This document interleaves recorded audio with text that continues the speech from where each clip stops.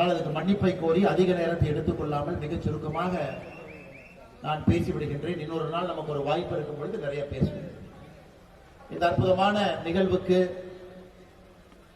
கடந்த 3 நாட்களாக வானிலை சரியில்லாத காரணமாக இருந்தும் இன்று சாயங்காலமாக மழை வந்தும் கூட அதை பொருட்படுத்தாமல் இங்கு வந்திருக்கக்கூடிய நம்முடைய இளைஞர் பெருமக்களுக்கு என்னுடைய நெஞ்சார்ந்த நன்றிகளை தெரிவித்துக் கொள்கின்றேன். அதே போல புதுச்சேரி மாநிலத்தினுடைய இளைஞர் அணியினுடைய தலைவர் உட்பட அருமை சகோதரர் ஆடலரசன் அவர் உட்பட இந்த இளைஞர் அணியுடைய மொத்த குழுவுக்கும் என்னுடைய வாழ்த்துக்களை தெரிவித்துக் கொள்கின்றேன். காரணம், பெரும் முயற்சி எடுத்து சிரமப்பட்டு இந்த நிகழ்ச்சியை நடத்த வேண்டும் என்று நடத்தி கொண்டிருக்கிறீர்கள். இன்று வருண பகவான் உங்களுக்கு ஒத்துழைப்பு கொடுக்கல, அதை பத்தி வருத்தப்படாதீங்க. எப்பொழுதும் சோதனை வரும்பொழுதுதான் நீங்கள் இன்னும் ஒரு பெரிய தலைவராக அடுத்த கட்டம் வருவீங்க. இதே புதுச்சேரியில மறுபடியும் நாம் ஒரு இளைஞர் மாநாட்டை நாம் நடத்துவோம். அன்னைக்கு நிச்சயமாக வருண பகவான் நமக்கு ஒத்துழைப்பு கொடுப்பாங்க. மிகச் சிறப்பாக ஒரு நிகழ்வை நாம் நடத்துவோம். ஆனால் உங்களுடைய முயற்சிக்கு என்னுடைய பாராட்டு. போட்டுதலுக்குரிய நம்ம எல்லாம் வழிநடத்திக் கொண்டிருக்கக்கூடிய மாநிலத்தினுடைய தலைவர் அண்ணன் வி.பி. ராமலிங்கம் அவர்கள், உங்களுடைய அன்பை எல்லாம் பெற்றிருக்கக்கூடிய நம்முடைய உள்துறை அமைச்சர் அண்ணன் நமச்சிவாயம் அவர்கள், நம்முடைய அற்புதமான அமைச்சர் அண்ணன் ஜான்குமார் அவர்கள், நம்முடைய ராஜ்யசபாவினுடைய பிரதிநிதியாக எம்பியாக இருக்கக்கூடிய அருமையண்ணன் செல்வ கணபதி அவர்கள், நம்முடைய மாண்புமிகு சட்டமன்ற உறுப்பினர்கள், நம்முடைய அன்பையெல்லாம் பெற்றிருக்கக்கூடிய அண்ணன் கல்யாண சுந்தரம் அவர்கள், அண்ணன் சாய் சரவணன் அவர்கள், அருமையண்ணன் செல்வம் அவர்கள், அருமையண்ணன் தீபந்தன் அவர்கள், மாநிலத்தினுடைய பொதுச்செயலாளர்கள் அருமையண்ணன் மோகன்குமார் அவர்கள், லட்சுமி நாராயணன் அவர்கள், இளைஞரணியினுடைய மாநில பொதுச்செயலாளர்கள் விக்ரமன் அவர்கள், அமல்ராஜ் அவர்கள், முன்னிருக்கையில் இருக்கக்கூடிய பாரதிய ஜனதா கட்சியினுடைய மாநில பொறுப்பாளர்கள், மாவட்ட தலைவர்கள், இளைஞரணியினுடைய எல்லா பொறுப்பாளர்கள், பத்திரிகை நண்பர்கள், அருமை சொந்தங்களே, இந்த அற்புதமான நேரத்தில் சுவாமி விவேகானந்தர் அவர்களுடைய 163வது பிறந்தநாள் விழாவில் புதுச்சேரி மாநிலம் முழுவதுமே நடத்தப்பட்ட இந்த கிரிக்கெட் பந்தயம் நேற்று அதனுடைய இறுதிப் போட்டியை எட்டி இன்னைக்கு பரிசளிப்பு விழா நடந்து கொண்டிருக்கிறதுனால அதை பங்கேற்ற எல்லா இளைஞர்களுக்கும் என்னுடைய நெஞ்சார்ந்த வாழ்த்துக்களை வணக்கங்களை தெரிவித்து, வெற்றி பெற்றவர்களுக்கு என்னுடைய வாழ்த்துக்களை தெரிவித்துக் கொள்கின்றேன். பெருமளவில் பங்கேற்ற எல்லா இளைஞர் படைக்கும் கூட இன்னும் பெருமளவில் அடுத்து நம்முடைய பாரதிய ஜனதா கட்சி புதுச்சேரி நடத்தக்கூடிய எல்லா விளையாட்டு போட்டிகளிலும் கூட நீங்கள் பங்கேற்க வேண்டும் என்கின்ற அன்பான வேண்டுகோளையும் இந்த நேரத்தில் உங்களுக்கு வைக்கின்றேன். அருமை சொந்தங்களே, சுவாமி விவேகானந்தர் அவர்களை பொறுத்தவரை அவர் வாழ்ந்தது வெறும் 39 வயது மட்டும்தான். வெறும் 39 வயது. பெரிய பெரிய மனிதர்கள் நம்முடைய பூமியில கணித மேதை ராமானுஜமாக இருக்கட்டும், ஆதி சங்கரர் அவர்களாக இருக்கட்டும், பெரிய மனிதர்கள் எல்லோருமே 40 வயது அவங்க பார்த்தது கூட கிடையாது. எல்லாருமே 40 வயசு கீழே தான். ஆனா அவர்களுடைய கர்ம யோகம், அவர்கள் ஒரு வாழ்க்கையில் அவர்களுடைய சிந்தனை ஒரே சிந்தனை, அதை எடுத்து தன்னுடைய வாழ்க்கை முழுவதும் அர்ப்பணித்து தாய் சரஸ்வதியினுடைய அருளை பெற்று மிக கம்பீரமாக அந்த 39 ஆண்டையும் கூட வாழ்ந்தவர். சுவாமி விவேகானந்தரை பொறுத்தவரை நமக்கு நிறைய பேருக்கு தெரியும். 1893 அமெரிக்கா சென்று சிகாகோவில் செப்டம்பர் மாதத்துல உலக சமய நல்லிணக்க மாநாட்டில் மிக அற்புதமாக பேசினார்கள் என்று நமக்கு தெரியும். ஆனா எத்தனை பேருக்கு தெரியும், சுவாமி விவேகானந்தர் அவர்கள் நம்முடைய கன்னியாகுமரிக்கு 1892 டிசம்பர் 25ஆம் தேதி வர்றாங்க. அமெரிக்கா போடுவதற்கு ஒரு ஆண்டுக்கு முன்பு. அப்ப தூரத்தில் இருக்கக்கூடிய பாறையை பார்க்கிறாங்க. 2-3 மீனவ நண்பர்களை பார்த்து கேட்கிறாங்க, யாராவது இதுவரை நீந்தி அந்த பாறைக்கு போயிருக்கிறாங்களா? மீனவ நண்பர்கள் சொல்கின்றார்கள், யாரும் இதுவரை போகல, அப்படி யாரும் போகவும் கூடாது, யாரும் இதுவரை சென்றதும் இல்லை என்று. சுவாமி விவேகானந்தர் அவர்கள் நேரடியாக கன்னியாகுமரி அந்த குமரி முனையில கடலுக்குள் அப்படியே தாண்டி குதித்து அந்த பாறையை நோக்கி நீந்தி செல்கின்றார். 25 டிசம்பர் 1892 அந்த பாறைக்கு போனோடனே அங்க நேரம் தவத்தில் ஈடுபடுறார். 25 முழுவதும் தவம், 26 முழுவதும் தவம். எல்லாரும் பாக்குறாங்க, மீனவர்கள் பாக்குறாங்க, யார் இந்த மனிதன் நீந்த முடியாத கடல்ல, ஆர்ப்பரிக்கக்கூடிய கடல்ல நீந்தி போய் பாறையின் மீது நேத்து உட்கார்ந்தாரு, இன்னைக்கு முழுமையா உட்கார்ந்திருக்காரு. 27வது டிசம்பர் அந்த நாள்ல மீனவர்கள் படகு எடுத்துக்கிட்டு போய் தவத்தில் இருந்த விவேகானந்தருடைய தவத்தை கலைத்து கரைக்கு கூட்டிட்டு வர்றாங்க. இந்த மனிதர் முழு நேரமும் 3வது நாள் தவத்திலிருந்து கலைந்து வெளியே வருகின்ற விவேகானந்தர் சொல்றாரு, இந்தியா இன்னைக்கு நல்லா இல்ல, பாரதம் இன்னைக்கு சிறப்பா இல்ல. இந்த பாரதத்துல நிறைய பிரச்சனைகள் இருக்கு. ஜாதிகள் பிரச்சனை, மதங்கள் சண்டை போட்டுக்கிறாங்க, ஆங்கிலேயருடைய ஆதிக்கத்துக்கு கீழே இருக்கும். இந்த பாரதம் ஒரு பெரிய நாடாக வருமா அப்படிங்கிற சந்தேகம் நமக்கு இருக்கு. சுதந்திரம் கிடைக்குமான சந்தேகம் இருக்கு. 1892 அவர் பேசுறாரு, நீங்க ஞாபகம் வச்சுக்க. அப்ப விவேகானந்தர் சொல்றாரு, என்னுடைய தவத்தில் இருக்கும் பொழுது எனக்கு பாரத அன்னை காட்சி அளித்தாள் அப்படிங்கிறார். பாரத அன்னையை நான் பார்த்தேன், இந்த பாரதத்தினுடைய விஸ்வரூபத்தை நான் பார்த்தேன். இந்த பாரதம் இன்னும் 100 ஆண்டுகள் கழித்து எப்படி இருக்கும் என்பதை நான் பார்த்தேன். இந்த பாரதம் எவ்வளவு பெரிய நாடாக வர முடியும் என்பதை நான் பார்த்தேன். அது எனக்கு பெரிய நம்பிக்கையை கொடுத்திருக்கிறது. ஒரு சன்னியாசிக்கு, ஒரு ஆன்மீக பாதையில் இருக்கக்கூடிய எனக்கு பாரத தாய் காட்சி அளித்து ஒரு பெரிய நம்பிக்கை விதைத்திருக்கின்றார்கள். இதை நாம் எப்பொழுதுமே மறக்க கூடாது. விவேகானந்தருடைய சிந்தனை என்பது ஒரு பாரத அன்னையினுடைய முழு பரிணாமம் என்பது ஒரு வளர்ந்த நாட்டில் இளைஞர்களுடைய முழு சக்தியை பயன்படுத்தி அந்த நாடு அடுத்த கட்டம் செல்ல முடியும் என்கின்ற காட்சியை பார்த்த பிறகு அவருக்கு நம்பிக்கை வந்துச்சு. விவேகானந்தரை பற்றி இன்னும் ஆழமா பேசணும் அப்படின்னா 1863 இருந்து அவருடைய இளம் வயது முழுவதுமே நமக்கு என்ன சந்தேகம் இருக்கு, அதே சந்தேகம் விவேகானந்தருக்கு இருந்துச்சு. அவருடைய குரு ராமகிருஷ்ண பரமஹம்சரை கொடுத்த பொழுது அவர் குருவை அவர் ஏத்துக்கவே இல்லைங்க. நிறைய கேள்வி கேட்டார், அந்த குருவே சந்தேகப்பட்டார். அந்த குருவுக்கு எப்படி வாழ்க்கையினுடைய எல்லா கேள்விகளுக்கும் விடை எப்படி குருவுக்கு தெரியும் என்று கேட்டார். ஆனா சுவாமி விவேகானந்தர் அவர்களும் எப்படி ராமகிருஷ்ண பரமஹம்சரை சந்தேகப்பட்டாரோ, ராமகிருஷ்ண பரமஹம்சரும் விவேகானந்தரை தன்னுடைய சீடனாக ஆரம்பத்தில் ஏத்துக்கிறார். அவரும் விவேகானந்தருக்கு பரீட்சை வைத்தார், விவேகானந்தரும் தன்னுடைய குருவுக்கு பரீட்சை வைத்தார். அந்த பரீட்சையில 2 பேருமே தேர்ந்த பிறகுதான் சீடன் குருவாக ராமகிருஷ்ண பரமஹம்சரை ஏற்றுக்கொள்கின்றார். ராமகிருஷ்ண பரமஹம்சர் தன்னுடைய சீடனாக சுவாமி விவேகானந்தரை ஏற்றுக்கொள்கின்றார். ராமகிருஷ்ண பரமஹம்சர் அவர்கள் இறைவனுடைய பாதத்தில் அடைந்த பிறகு சன்னியாசி தீட்சத்துல நரேந்திர தத்தா என்கின்ற பெயரை சுவாமி விவேகானந்தா என்கின்ற பெயரை மாத்திக்கிறாங்க. மகா காளிய வணங்குறாங்க, ஒரு பெரிய ஆன்மீக தேடல்ல ஈடுபடுறாங்க. 4 ஆண்டுகள் இந்தியா முழுவதும் சுத்தி சுத்தி சுவாமி விவேகானந்தர் அவர்கள் வருகின்றார். 4 ஆண்டுகள் ஏழைய பாக்குறாங்க, இறந்து போனவங்க பாக்குறாங்க, பிச்சை எடுக்கிறவங்களை பாக்குறாங்க, வாழ்க்கையில தேடல் இருக்கிறாங்க, உண்மை சத்தியம் என்ன அப்படிங்கறத தேடுறாங்க. அதன் பிறகுதான் தவ வாழ்க்கைக்கு வர்றாங்க 1892. எதற்காக இல்லை சொல்லுகின்றேன் என்றால், இன்னைக்கு நம்முடைய இளைஞர்கள் நீங்க ஒரு பெரிய ஆளாக வர வேண்டும் என்றால், பெரிய ஒரு மனிதராக வர வேண்டும் என்றால், வாழ்க்கையில ஒரு கேள்விக்கான பதிலை நீங்க கண்டுபிடிக்கிறோம். நான் ஏன் பிறந்தேன் என்கின்ற கேள்விக்கான பதிலை கண்டுபிடிச்சுக்கிறாங்க தான் என்னை பொறுத்தவரை உங்க வாழ்க்கையை ஆரம்பிக்கும். உங்க பிறந்த தேதி இருக்கலாம், பிறந்த வருஷம் இருக்கலாம், நீங்க பர்த்டே கொண்டாடலாம், அதெல்லாம் ட்ரெய்லர் மட்டும்தான்.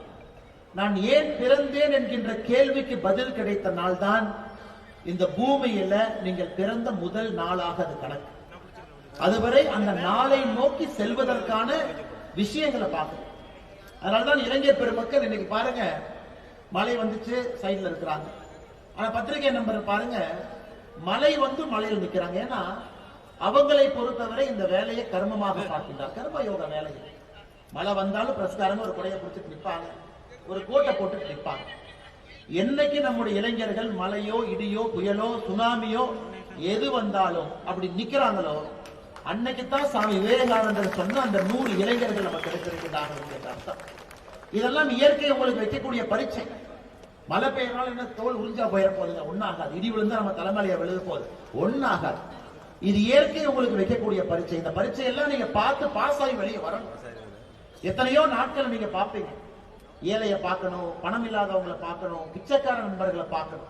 ஒன்றொன்றும் உங்களுக்குள்ள கேள்வி ஏற்படுத்தும். நான் ஏன் பிறந்தேன், ஏன் பிறந்தேன், ஏன் பிறந்தேன், ஏன் பிறந்தேன் என்பதற்கு உங்களுக்கு ஒரு கேள்வி ஒரு நாள் பதில் கிடைக்கும். இதுக்குத்தான் நான் பிறந்தேன், பணம் சம்பாதிப்பதற்காக பிறந்தேன், தப்பே கிடையாது. பணம் சம்பாதிக்கிறது தப்பே கிடையாது. சேவை செய்வதற்காக பிறந்தேன், தப்பே கிடையாது. இல்ல நான் பத்திரிகையாளராக செய்தி சேகரிப்பாளராக இருப்பதற்காக பிறந்தேன், தப்பே இல்லை. ஆனால் ஏன் பிறந்தேன் என்பதை நீங்கள் மிக வேகமாக கண்டுபிடிக்க வேண்டும் என்கின்ற அன்பான வேண்டுகோளை நான் வைக்கின்றேன். காரணம், அது சொன்னீங்கன்னா மட்டும்தான் உங்க மனசு சமாதானம் ஆகும். உங்க மனசு சமாதானம் ஆகாத வரைக்கும் என்ன கிடைச்சாலும் நீங்க அதை ஏத்துக்கவே மாட்டீங்க. ஒரு வீடு வாங்குனீங்களா, இன்னும் 2 வீடு வேணும். ஒரு கார் வாங்குனீங்களா, 2 கார் வேணும். அமைச்சர் ஆயிட்டனா அடுத்து ஒரு பொறுப்பு வேணும். முதலமைச்சர் ஆயிட்டனா அடுத்து பிரதமர் ஆகணும். பிரதமர் ஆயிட்டனா அடுத்து என்ன ஆகணும்.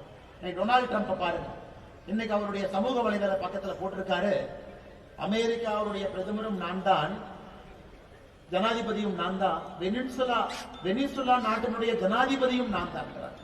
அப்பனா அவருக்கு அமெரிக்கா ஜனாதிபதியாயும் பத்தல, பக்கத்தில் இருக்கக்கூடிய வெனிசுலாவுடைய ஜனாதிபதி ஆக முடியுமா? இல்ல அங்க கிரீன்லாந்து டென்மார்க்ல இருக்குது, அதுவும் நம்ம பிடிக்க முடியுமா? ஆனால் மனிதனுக்கு பொறுத்தவரை ஒரு பணமோ ஒரு பொருளோ ஒரு பொறுப்போ ஒரு பவரோ அது நிறைவு என்பதற்கு அர்த்தம் இல்லை.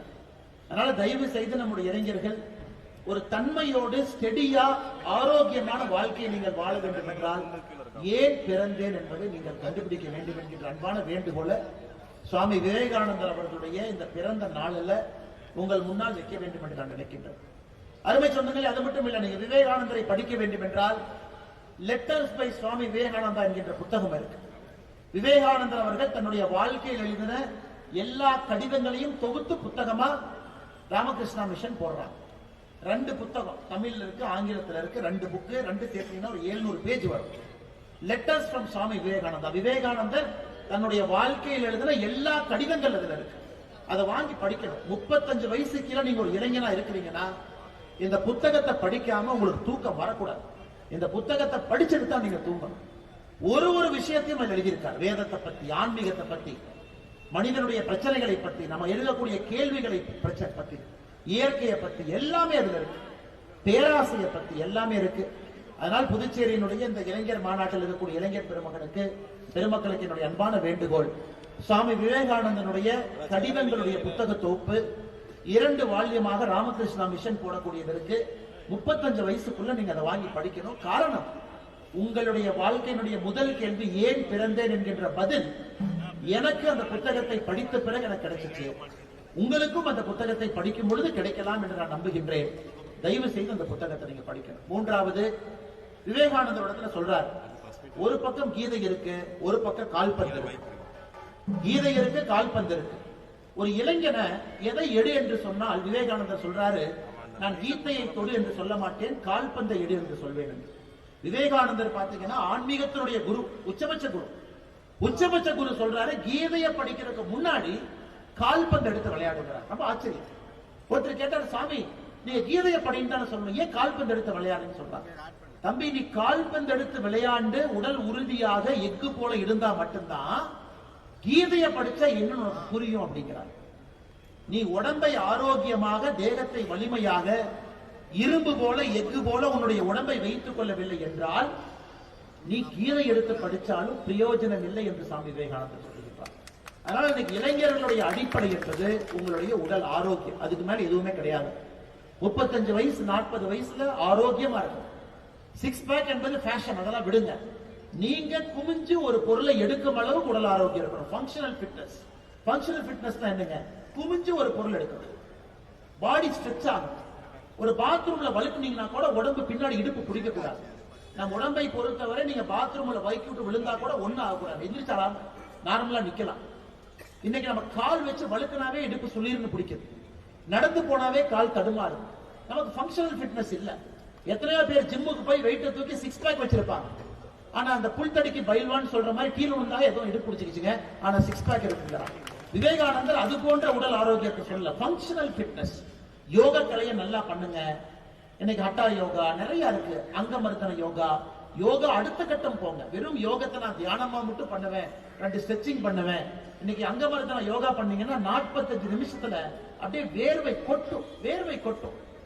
வெள்ளக்கார ஆச்சரியமா பாக்குறான், இந்தியானா யோகானா எல்லாம் அமைதியா மூச்சு தானே விடுவாங்க. இதெல்லாம் அங்கமர்த்தன யோகா. ஹட்டா யோகா அடுத்த கட்டம். விரலுடைய நுனி எடுத்து மூக்க தொட முடியும் ஹட்டா யோகா. விவேகானந்தர் இதைத்தான் சொல்றாரு, ஜிம்முக்கு போய் வெயிட் தூக்காதீங்க, டம்பளை தூக்கி இதெல்லாம் பண்ணாதீங்க. உங்களுடைய காலுடைய நுனியை எடுத்து உங்களுடைய மூக்கை தொட முடிந்தால் ஹட்ட யோகத்துல நீங்க ஓரளவுக்கு நீங்க தேர்ச்சி பெற்றிருக்கீங்க. அதனால இதையெல்லாம் யோசிங்க. இதெல்லாம் நம்முடைய பாரம்பரிய மண்ணில் இருக்கு. இளைஞர்கள் இதையெல்லாம் தேடி கத்துக்கணும். ஹட்ட யோகா என்ன, அங்கமர்த்தன யோகா என்ன, யோகத்தையே உடல் பரிச்சையா செய்ய முடியுமா? இதெல்லாம் செய்யும் பொழுது சத்தியமா உங்க உடம்புல கேன்சர் என்கின்ற நோய் வருவதற்கு வாய்ப்பே. ரிசர்ச் என்ன சொல்லுதுங்க, உடம்புல கேன்சர் செல் இருக்குன்னா நார்மல் செல்லை விட 7 மடங்கு அது சாப்பிடும். ஒரு கேன்சர் செல் உடம்புல இருக்கு. நீங்க எங்க பார்த்தாலும் கேன்சர், எந்த வீட்டுக்கு போனாலும் கேன்சர். மாமா வீட்டுக்கு போனா கேன்சர், சித்தப்பா வீட்டுக்கு போனா கேன்சர். ஆனா பேரை மட்டும் மாத்தி மாத்தி சொல்றாங்க. என்ன பேரு நமக்கே புதுசா இருக்கு. கேன்சர் ஏன் வருது?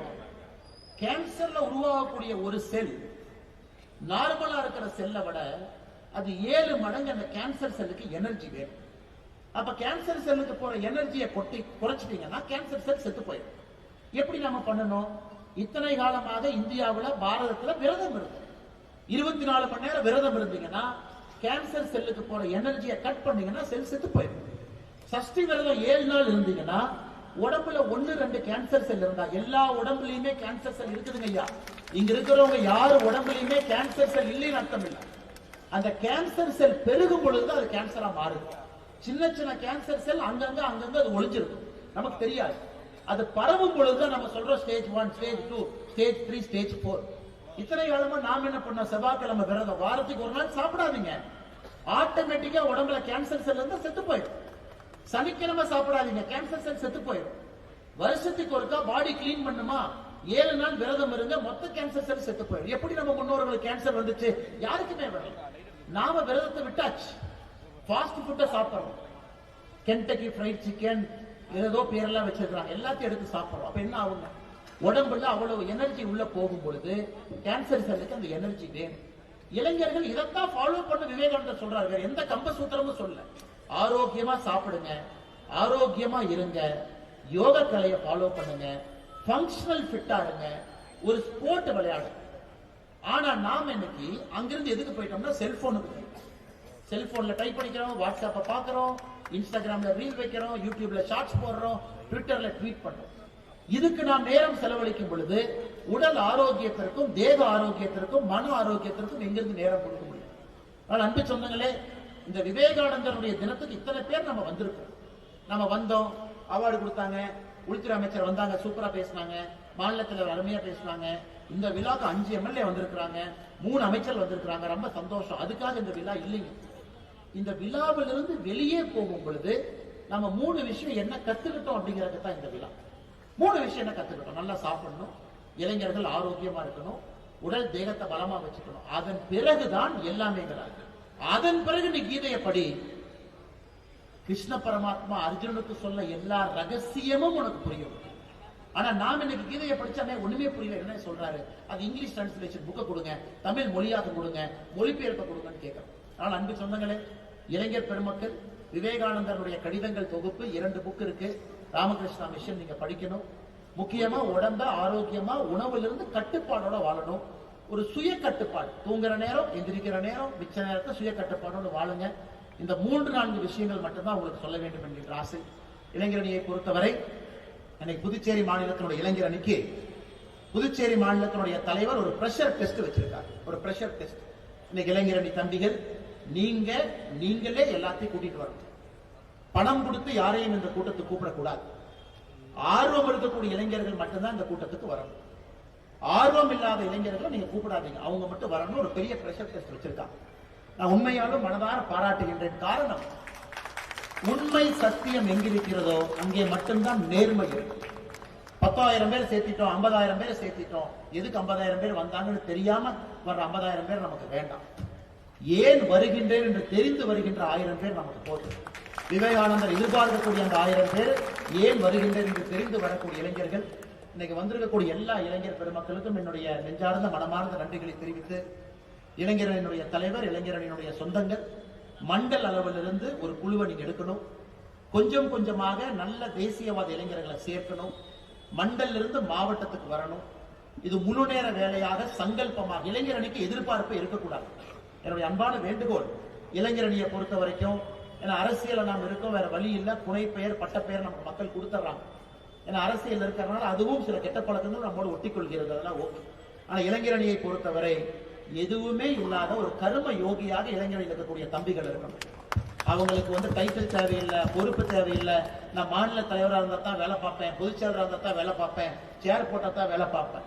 இளைஞரணி தம்பியை பொறுத்தவரை தரையில உட்கார்ந்து வேலை பார்க்கணும். அதுதான் பாரதிய ஜனதா கட்சி இளைஞரணி. ஏன்னா அடுத்த தலைவர் என்பது பாரதிய ஜனதா கட்சி இளைஞரணியிலிருந்து தான் உருவாகும். நமக்கு அடுத்த தலைவர் கர்மயோகியா வரணும்.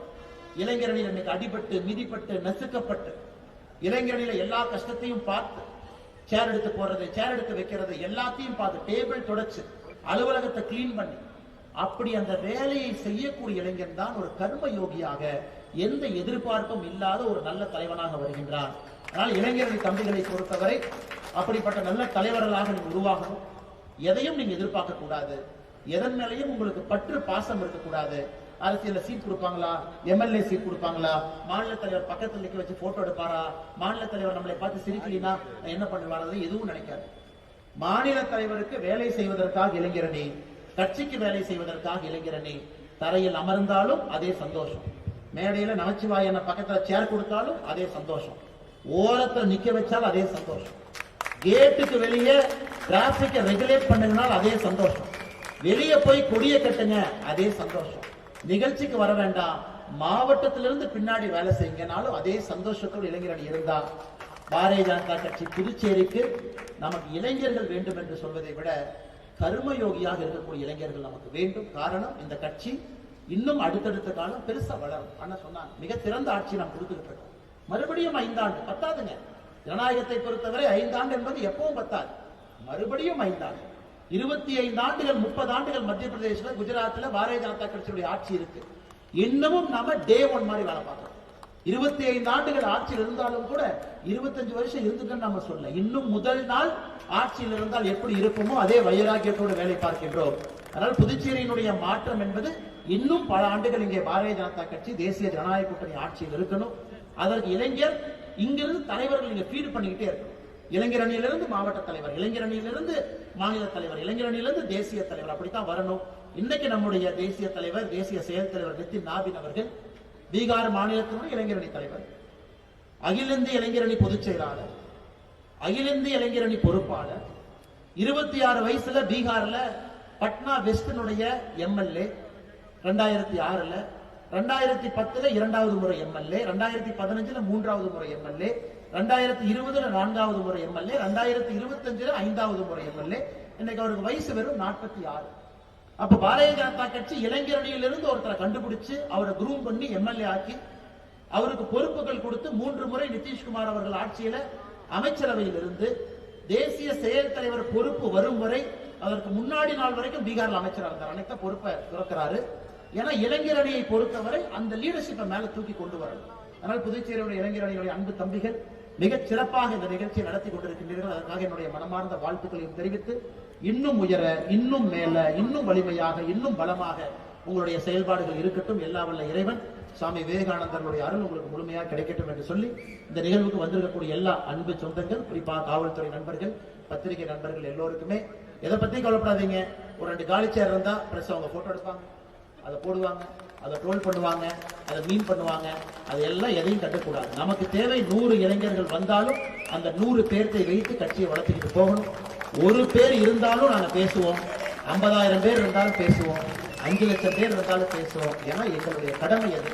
அதனால் மிகச் சிறப்பாக நடந்து கொண்டிருக்கக்கூடிய இந்த விழாவில் வந்திருக்கக்கூடிய எல்லோருக்கும் நன்றி தெரிவித்து வாழ்த்து.